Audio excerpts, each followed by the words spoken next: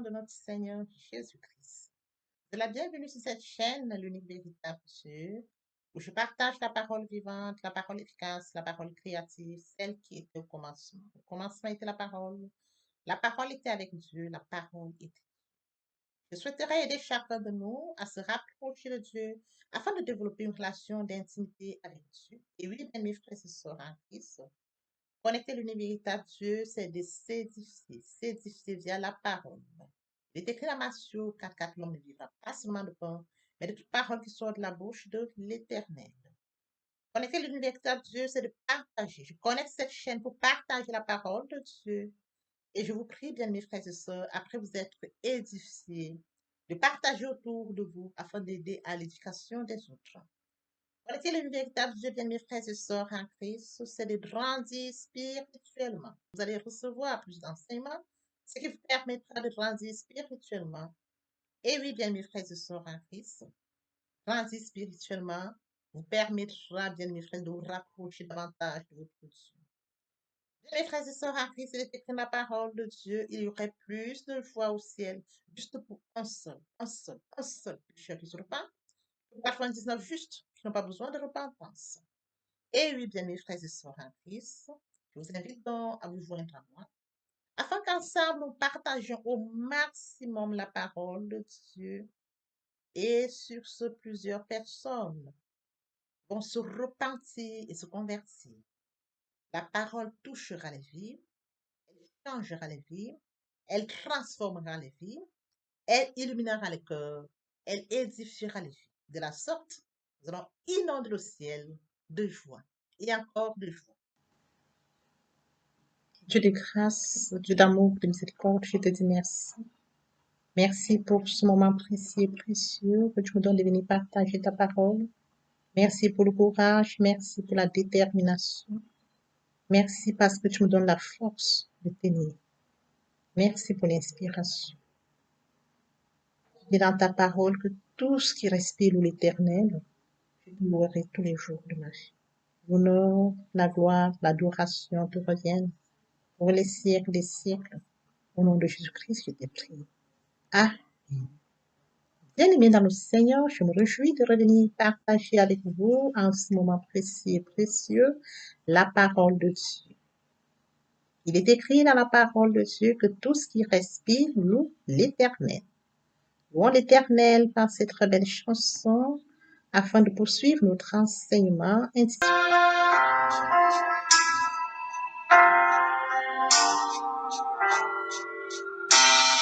Ne crains rien, je t'aime, je suis avec toi. Promesse suprême qui soutient ma foi. La sombre vallée n'a plus de terreur. L'âme consolée, je marche avec mon sauveur. Non, non, non, non, jamais tout seul.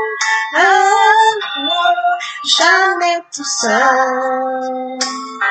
Jésus mon sauveur me garde, jamais ne me laisse seul. Non, non, non, non, jamais tout seul. Non, jamais tout seul. Jésus mon sauveur me garde, je ne suis jamais tout seul. L'aube matinière ne lui jour.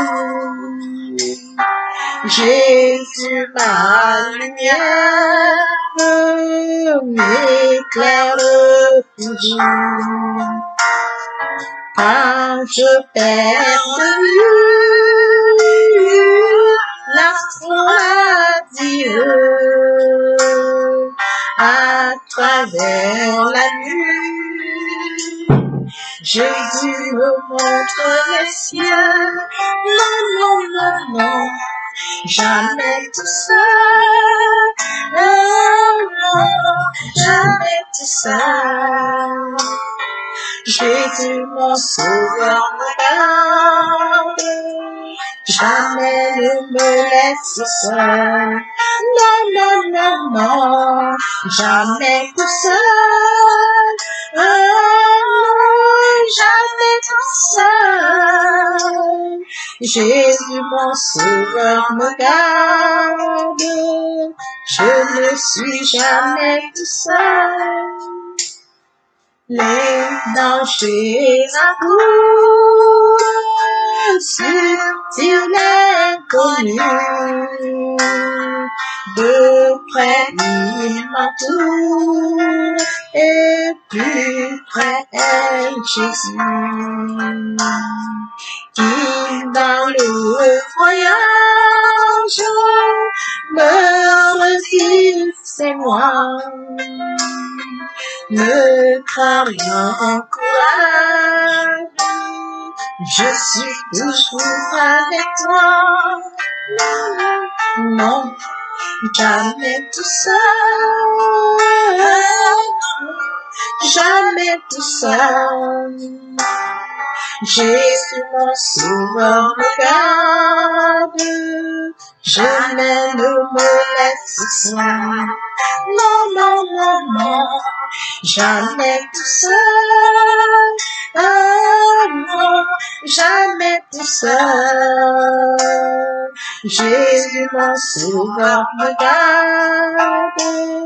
Je ne suis jamais tout seul. Jésus, mon sauveur, me garde. Je ne suis jamais tout seul. Jésus, mon sauveur, me garde.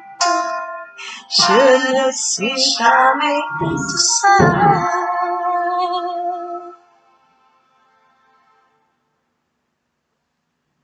Père éternel, je te dis merci. Merci pour ce moment de partage.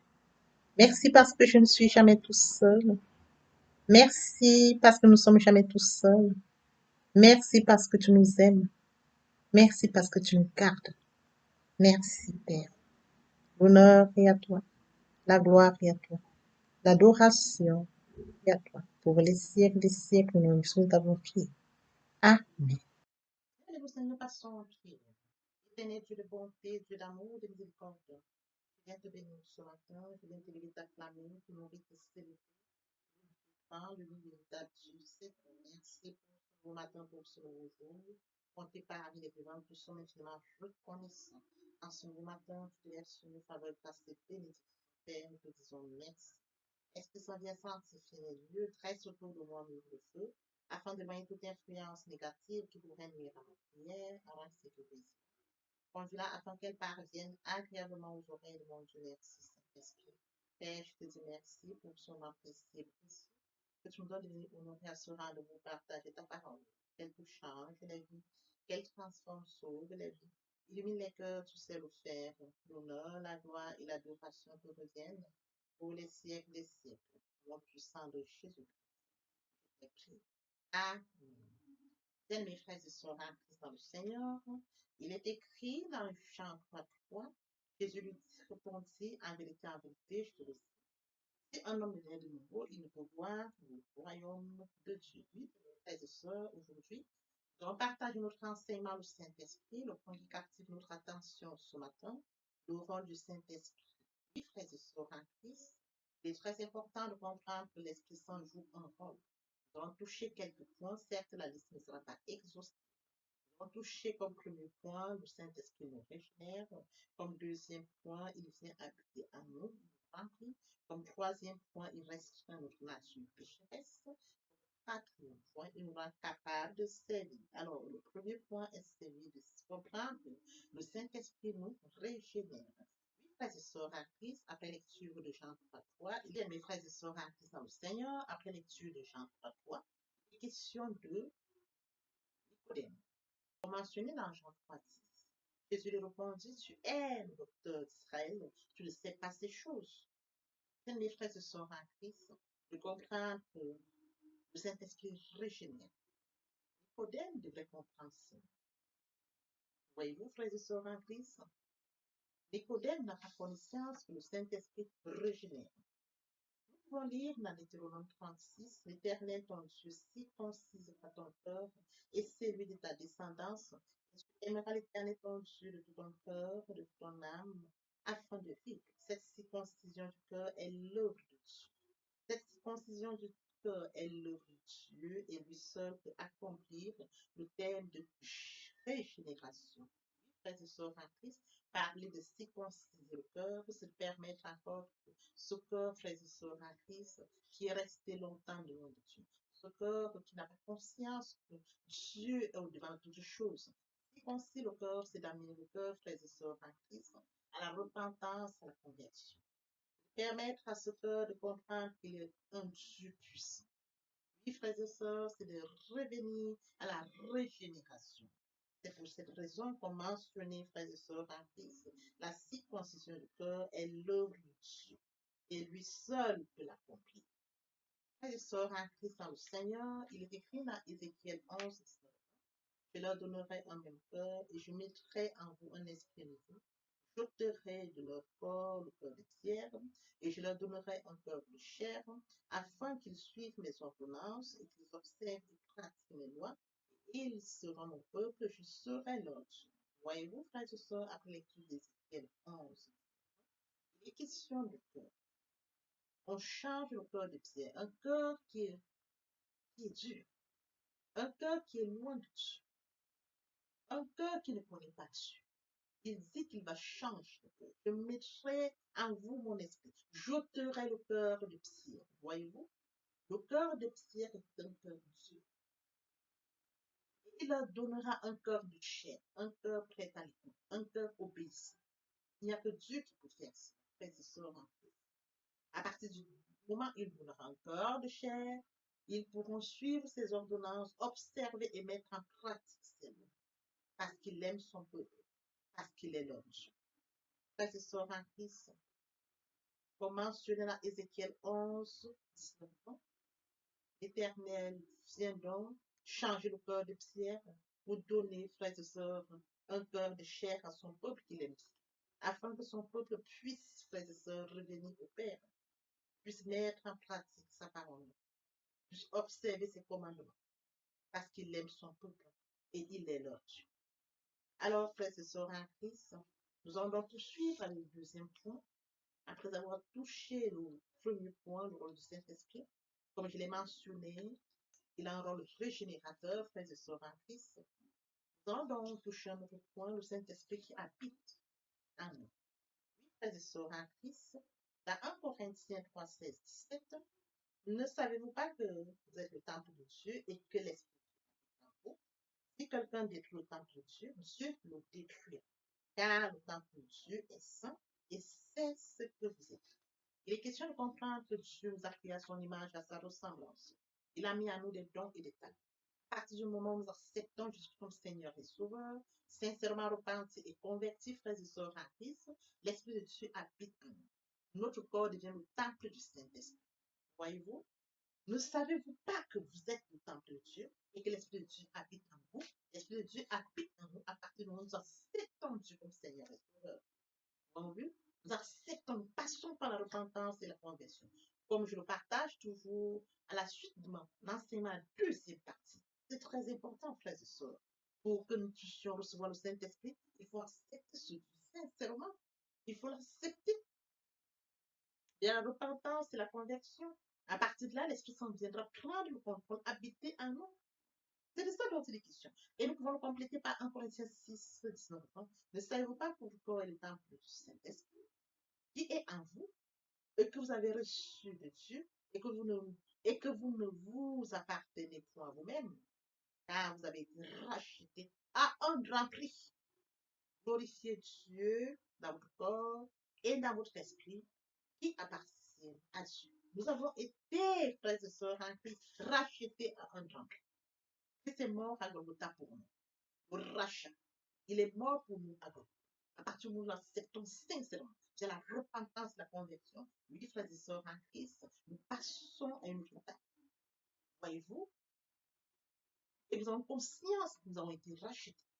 Nous acceptons Jésus-Christ comme Seigneur et Sauveur. Nous passons la repentance et la conversion. L'Esprit Saint vient prendre contrôle et commande. Comment son travail en nous. C'est de ça dont il est question. Il vient habiter en nous. Mais à condition que nous puissions passer à la repentance et la conversion. C'est très important, frères et sœurs. L'Esprit Saint vient demeurer en nous. Voyez-vous? Parce que nous acceptons Jésus comme Seigneur et Sauveur. Car notre foi en Jésus-Christ pour le salut. Quand nous mettons notre foi en Jésus-Christ pour le salut, le Saint-Esprit vient demeurer en nous. L'apôtre Paul appelle cette résidence permanente gage de notre héritage. Dans Éphésiens 1, 14, 13, 14, en lui vous aussi. Après avoir entendu la parole de la vérité, l'évangile de votre salut, en lui vous avez cru et vous avez été scellés du Saint-Esprit qu'il avait été promis, lequel est un gage de notre héritage pour la rédemption de ceux que Dieu s'est acquis à la louange de sa gloire. Voyez-vous? L'apôtre Paul parle de gage de notre héritage, comme mentionné dans Éphésiens 1, 13, 14. Nous l'avons accepté. Nous avons été scellés. L'évangile de votre salut, en lui vous avez cru. Croyons en l'évangile qui nous amène à la repentance et à la conversion. Voyez-vous, frères et sœurs en Christ, sur ce nous sommes scellés du Saint-Esprit qui nous avait été promis. Et alors, lequel est un gage de notre héritage. Ce gage d'héritage ne vient que si et seulement si, frères et sœurs, nous passons la repentance. Nous reconnaissons l'œuvre là. Voyez-vous, c'est très important. Alors, le gage de la repentance, le gage de notre héritage pour la rédemption de ce que Dieu s'est acquis à la louange de sa gloire. Nous glorifions Dieu. Nous sommes faits pour nous glorifier. Voyez-vous, frères et sœurs en Christ, nous sommes faits pour glorifier notre Dieu. C'est pour ça qu'il est mentionné pour la rédemption de ce que Dieu s'est acquis à la louange de la gloire de qui? De Dieu. Oui, bien mes frères et sœurs en Christ dans le Seigneur, dans l'Ancien Testament, comme je le mentionne, l'Esprit Saint était sélectif. Il sélectionnait les hommes pour se manifester. Et il était sélectif et temporaire. Dans le Nouveau Testament, frères et sœurs en Christ, l'Esprit Saint est descendu en nous. Dans l'Ancien Testament, il était sélectif. Il descendait sur les hommes pour cette mission. C'est comme nous avons vu le cas de Moïse, qui devait poser la main sur le fils, Josué, fils de Nun. Dans Nombre 27, 18, l'Éternel dit à Moïse de prendre Josué, fils de Nun, homme en qui réside l'esprit, et tu poseras la main sur lui. Voyez-vous? Le cas de David, dans 1 Samuel 16, 12, 13, Isaïe l'envoya chercher. Or, il était bon avec des bons et une belle figure. L'Éternel dit à Samuel, lève-toi, ou un le casse. Samuel a envoyé Isaïe, un de ses fils. Et présentement, il a des fils, mais ce n'est pas le choix de Dieu. On envoie chercher David derrière le troupeau qui vient. On le décrit très bien. Il était blanc, avec des beaux yeux, une belle figure. L'Éternel dit à Samuel, lève-toi et prends. Voyez-vous, Samuel prit la corne d'huile, le poignit au milieu de ses frères. L'Esprit éternel saisit David à partir de ce jour. Et dans sa suite, Samuel s'éleva et s'en alla à Rama. Ça, c'est le cas de David. Dans l'Ancien Testament, nous avons vu aussi Moïse qui pose le mot sur ce monde. Dans l'Ancien Testament. Et le cas de Saul, frère et sœur en Christ, dans 1 Samuel 1, 10. Lorsqu'ils arrivèrent à Gilbéa, voici une troupe de prophètes vint à sa rencontre. L'Esprit de Dieu le saisit et il prophétisa au milieu d'eux. Ça, c'est le cas de Saul. Quand quand Samuel l'a rencontré, Samuel a suivi la recommandation de Dieu, a choisi donc de décider de poser sur Saul. Et alors, il lui a dit, tu rencontreras un groupe de prophètes. À partir du moment où il rencontre un groupe de prophètes, frères et sœurs, il commence aussi à prophétiser. Voyez-vous, nous sommes toujours dans l'Ancien Testament. Hein? Dans 1 Samuel 16, 14, l'Esprit éternel se retira de Saul, qui fut agité par un mauvais esprit venant de l'Éternel. Je vous disais toujours dans l'ordre de mon enseignement, il y a le bon esprit et le mauvais esprit. Alors, à partir du moment où Saul a désobéi, frère en Christ, il n'a plus écouté. À partir de ce moment, l'Esprit éternel l'a quitté. L'Esprit éternel a quitté Saul. Dans l'Ancien Testament, on parlait toujours de l'Esprit de l'Éternel. Lors l'ordre d'enseignement, bien avant, je vais vous présenter comment est-ce qu'on appelait le Saint-Esprit, la manifestation du Saint-Esprit à la création. On appelait toujours l'Esprit éternel dans l'Ancien Testament. Voyez-vous, dans la désobéissance, le Saint-Esprit nous quitte. Même dans l'Ancien Testament, il a quitté Saul. C'est un exemple bien précis. Quand nous désobéissons, nous n'obéissons plus, le Saint-Esprit se retire et nous laisse le libre choix. Alors, comme je le partageais aujourd'hui, le rôle du Saint-Esprit, nous avions parlé de la régénération, nous avons parlé que l'Esprit Saint habite en nous, nous avons donc touché la troisième partie, bien les frères et sœurs en Christ, comme troisième point, le Saint-Esprit restreint notre nature pécheresse. Il est écrit dans Galates 6.3, alors l'Éternel dit, mon esprit ne restera pas à toujours dans l'homme, car l'homme n'est que chair, et ses jours seront de 120 ans. C'est Dieu qui décide, frères et sœurs, après lecture, frères et sœurs, de Galates 6.3, les questions du Saint-Esprit qui ne restera pas en l'homme, car l'homme n'est que chair, frères et sœurs en Christ. Cela semble indiquer que le Saint-Esprit contient la nature pécheresse, mais que cette restriction peut être levée quand la patience de Dieu à l'égard du péché atteint son comble. On retrouve cela dans 2 Thessaloniciens 2, que personne ne vous séduise d'une manière, que personne ne vous séduise d'aucune manière, car il faut que l'apostasie soit arrivée auparavant et qu'on ait pu paraître l'homme du péché, le fils de la perdition, l'adversaire qui s'élève au-dessus de tout ce qu'on appelle Dieu, qu'on adore jusqu'à s'asseoir dans le temple de Dieu, proclamant lui-même Dieu. Ne vous prenez-vous pas que je vous disais ces choses lorsque j'étais encore avec vous. Et maintenant, vous savez ce qu'il le retient afin qu'il ne paraisse en son temps. Car le mystère de l'iniquité agit déjà. Il faut seulement que celui qui le retient encore ait disparu. Et alors, vous paraître le Seigneur Jésus détruira par le souffle de sa bouche et il anéantira par l'éclat de son avènement. De ce passage, quand la fin des temps, l'apostasie croissante annonce la venue du jugement de Dieu, car jusqu'au moment déterminé, à la manifestation de l'homme pécheresse, le Saint-Esprit restreint la puissance de Satan et ne laisse pas se manifester. Oui, bien mes frères et sœurs, le Saint-Esprit ne permet pas que l'esprit de péché puisse entrer en nous. À partir du moment où nous vivons dans le Saint-Esprit, à partir du moment où le Saint-Esprit prend le contrôle de notre corps, il commande, il nous ordonne, il nous enseigne, il nous convainc, il nous guide. Nous sommes conduits par le Saint-Esprit. Conduits par le Saint-Esprit, il restreint notre nature pécheresse. Voyez-vous, nous obéissons. Et du coup, à partir du moment où nous sommes connectés à la parole de Dieu, nous disons la parole de Dieu en permanence, frères et sœurs, nous sommes enseignés par cette parole. Et là, frères et sœurs en Christ, nous avons conscience que le péché n'a pas sa place. C'est de ça dont il est question de comprendre que l'Esprit Saint travaille en nous et nous permet, frères et sœurs en Christ, en sorte que dans la pécheresse qui en nous est restreint. Le quatrième point, frères et sœurs, qui est le dernier pour ce qui est du Saint-Esprit, est celui qui rend dans le service. Le Saint-Esprit nous permet de servir.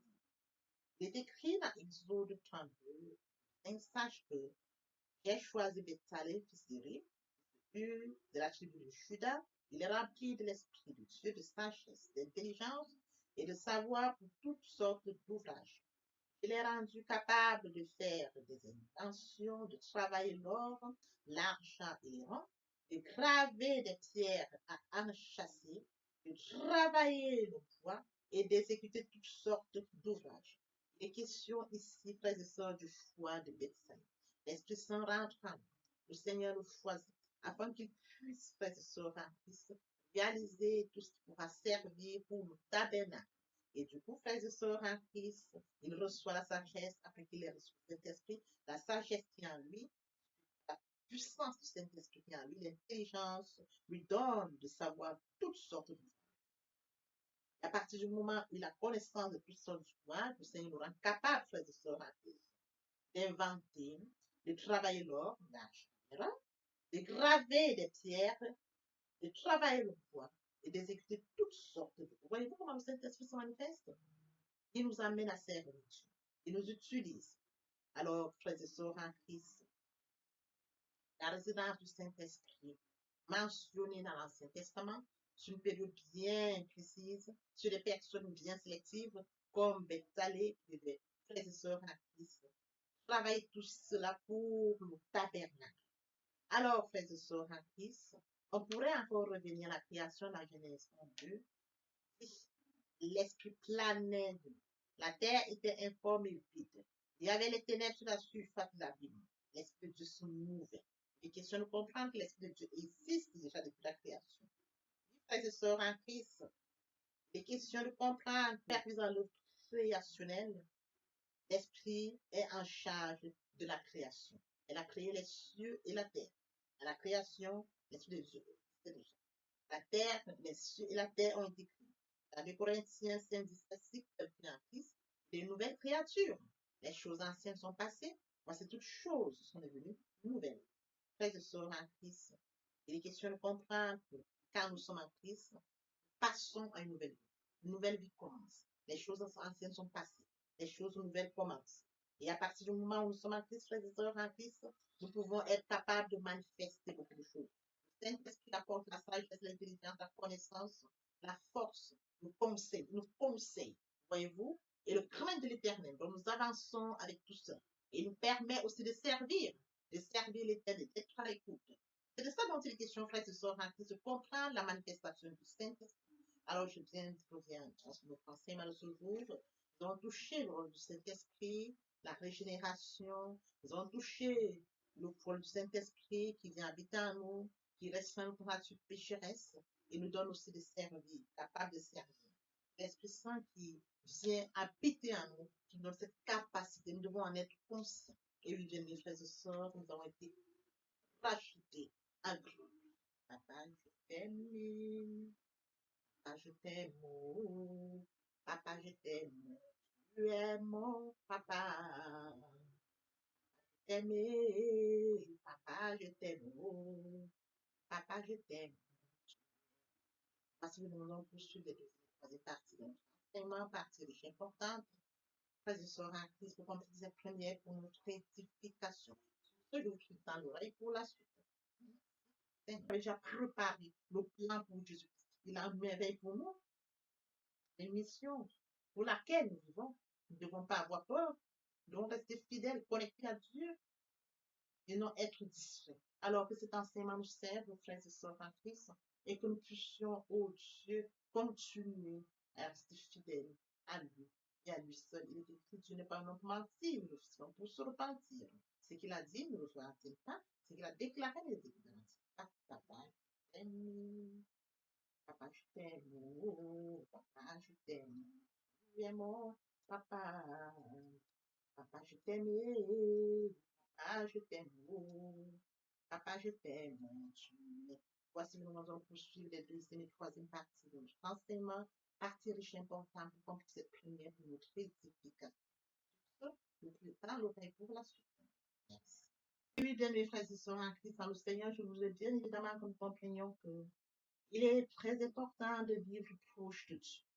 Pour nous qui étions loin de Dieu, qui étions éloignés de Dieu, qui avions une vie qui nous convenait, mais qui n'honorait pas notre Dieu, bien mes frères et sœurs, il est temps de réaliser que le moment est venu pour nous de nous rapprocher vers le Créateur, de nous rapprocher vers le Dieu qui nous a créé à son image et à sa ressemblance, de venir au Père, de revenir à la source. Bien mes frères et sœurs, en Christ, il est très difficile de vivre loin de sa destinée. Voyez-vous, permettez-moi de l'exprimer par le son à côté de la mer. Nous avons des briques, ils sont à côté de la mer.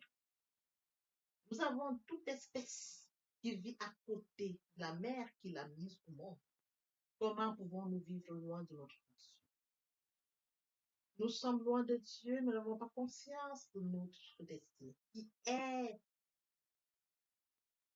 celle que Dieu a préparée pour nous. La vie que nous pourrons vivre nous apportera rien.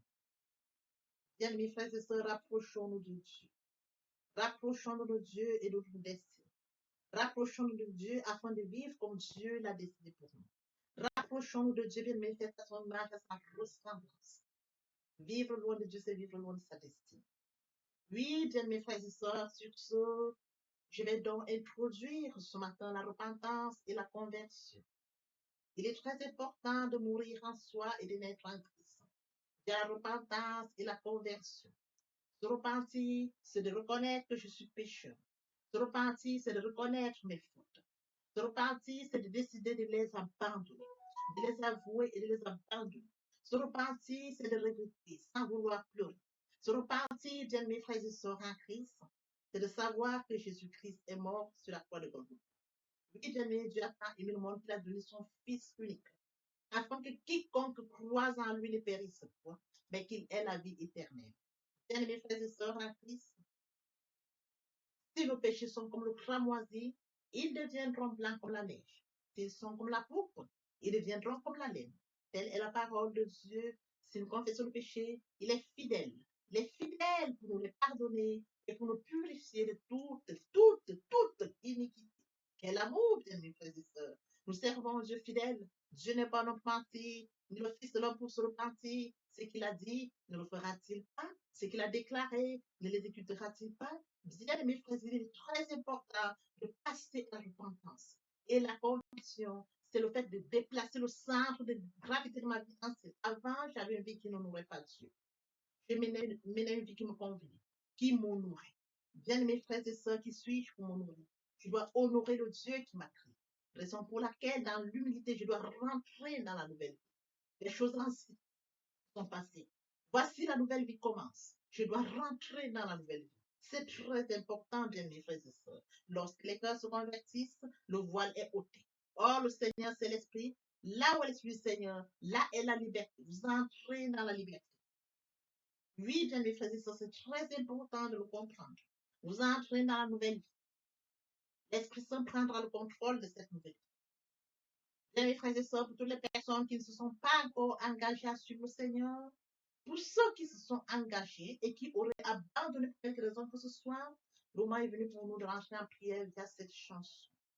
Je m'approche de toi, Seigneur Jésus, je m'approche de toi, source de vie, source de vie, source de vie. Mon sauveur, bénis-moi, source de vie, source de vie, source de vie, mon sauveur, bénis. Répétez après moi la prière. Seigneur Jésus, je sais que tu es mort pour moi et le troisième jour, tu es ressuscité. Je m'engage dès ce jour de t'accepter comme Seigneur et Sauveur. Merci Seigneur Jésus pour l'œuvre de la croix. Merci pour le salut. Merci pour l'amour que tu m'accordes. Amen. Tendre Père Céleste, merci pour les âmes précieuses. Merci pour leur engagement de ce matin. Père, je te prie de veiller sur eux, afin qu'ils restent attachés à toi et à toi seul, l'unique véritable. L'honneur, la gloire et l'adoration te reviennent pour les siècles des siècles, au nom puissant de Jésus-Christ. Amen.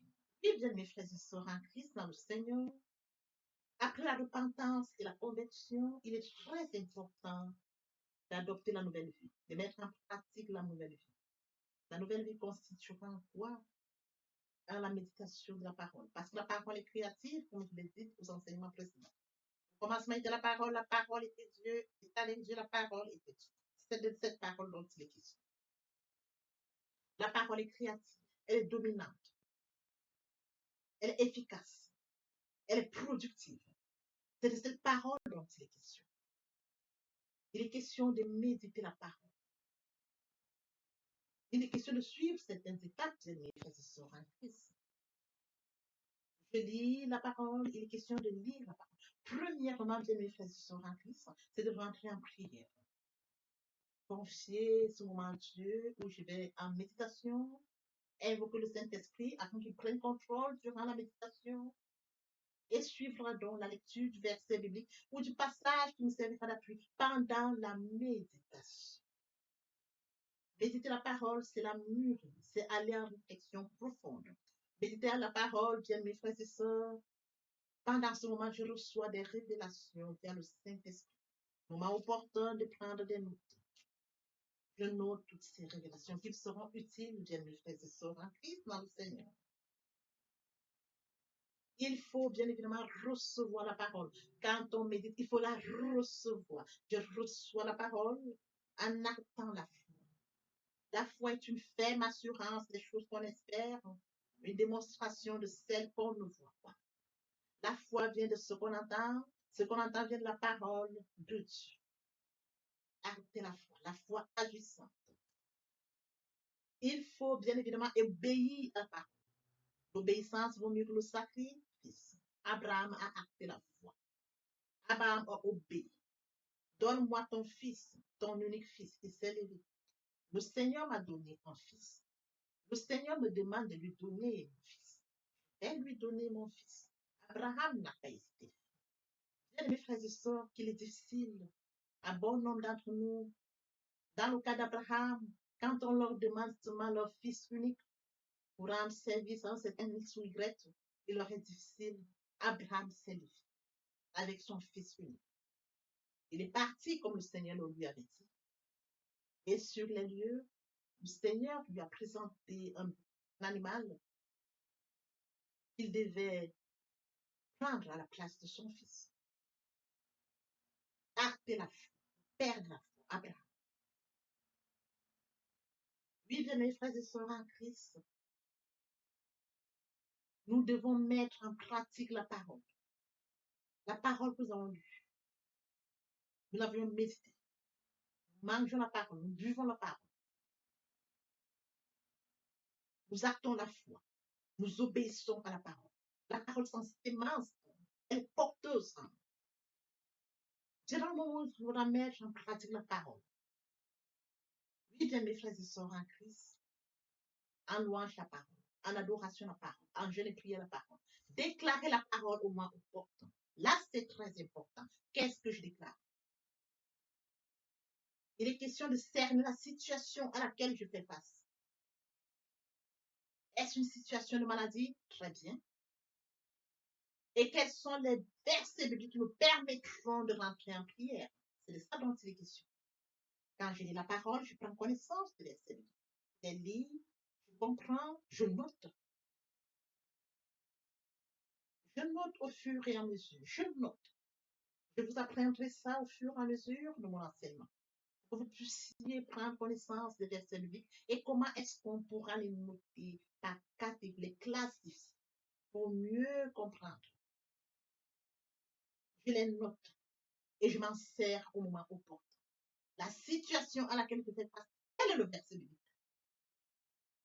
D'où l'utilité de la méditation, la parole de Dieu. La parole depuis le commencement. Frères et sœurs, lorsque vous voulez bénir quelqu'un, vos parents vous bénissent via la parole.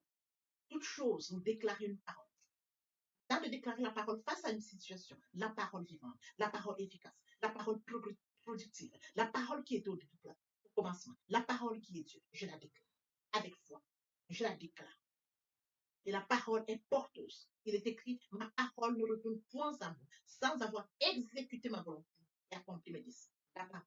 C'est cette parole qui va s'exécuter. Parce que Dieu est ça, et sa parole, depuis le commencement.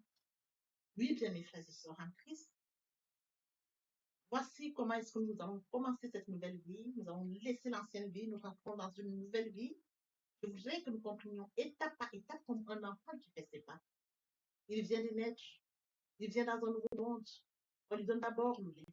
Au fur et à mesure dans son évolution, on lui donne ce dont il a besoin. Il grandit tout doucement. Telle est la situation à laquelle je voudrais que, bien mes frères et sœurs en Christ, vous adaptiez comme un enfant, de manière progressive, pour comprendre comment on évolue dans la foi, comment on grandit via la parole de Dieu. Oui, bien mes frères et sœurs en Christ, aimer Dieu, c'est d'accorder la priorité au royaume. Aimer Dieu, c'est de lire sa parole, méditer sa parole, mettre sa parole en pratique. Aimer Dieu, c'est de partager la parole. Aimer Dieu, bien mes frères et sœurs en Christ, c'est de partager autour de soi et encore plus.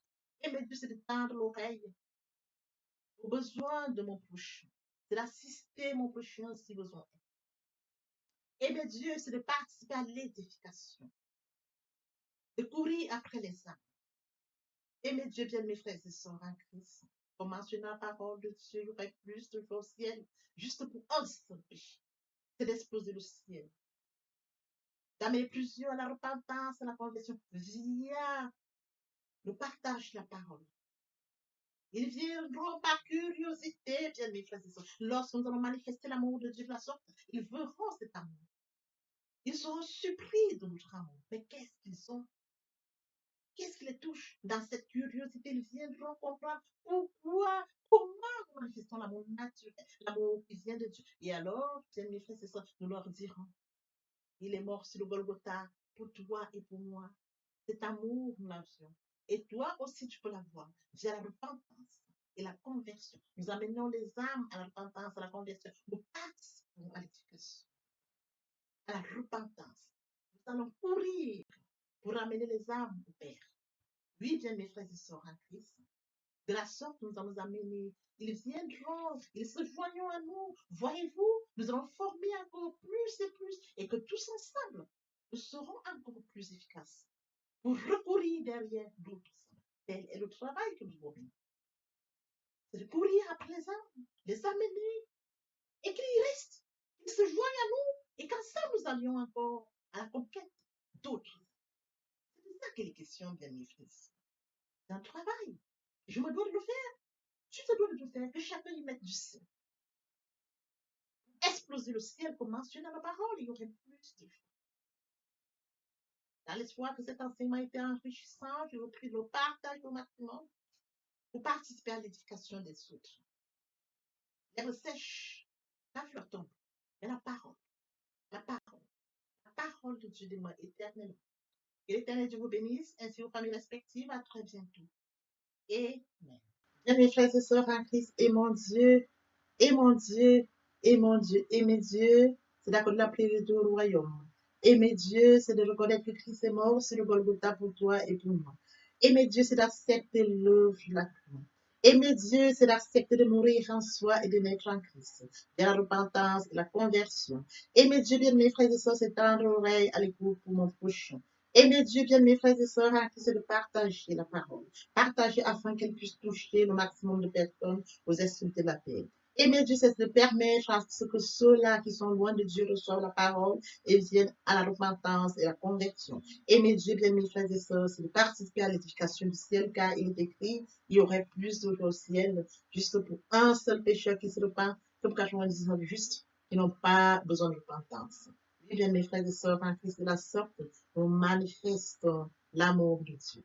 Qui pourrait me séparer de l'amour de Dieu? Serait-ce la tribulation, ou l'angoisse, la persécution, la faim, ou la nudité, ou l'épée, ou le péril? Rien de cela ne pourrait nous séparer de l'amour de Dieu.